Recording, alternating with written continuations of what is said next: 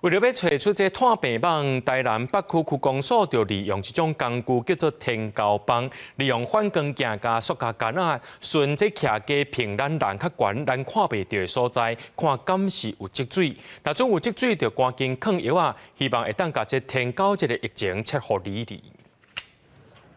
一透早公所里长动员志工针对区内环境做巡视，过程中因马上发现住户外口有一桶水，内底煞有水珠。公所当场处理，要交予卫生局来罚款。因为北区有一个案例了哈，是前天发现的哈，但是呢，我们还是用最高规格来对待，所以呢，咱这个北区卫生所刚好就在公园的旁边。我们就要开始设扩大裁剪站。路面上有积水，目睭看会到，不过若落雨过，水槽有水，较歹互发现。北区公所咧巡环境的时，提出因家己研发的新法宝，就是这支天胶棒，徛伫咧一楼，甲工具存去检查袂到的水槽，靠着反光镜来检查敢有积水，若有水，因就会放药啊去入。其实国家卫生研究院正正捌用过这种工具，成本要1000块。即摆公所用回收的杆仔甲反光镜做结合，成本对半500块就会使。新钱搁里边，把它切半，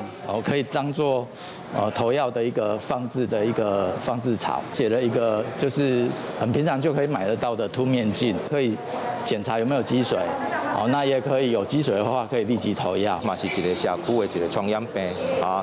互咱的民众拢有这个防治的意识。公所人员效果袂歹，讲拍算要搁做10支，互公所搁组别咧做巡检的人来使用。另外，市府表示，目前掌握到的病例是0.2空，加较侪，并无扩散较真严重。因讲会持续监测社区敢有其他病例，大民众疑虑会使去抽血检查，望疫情赶紧过去。记者李成武台南采访报道。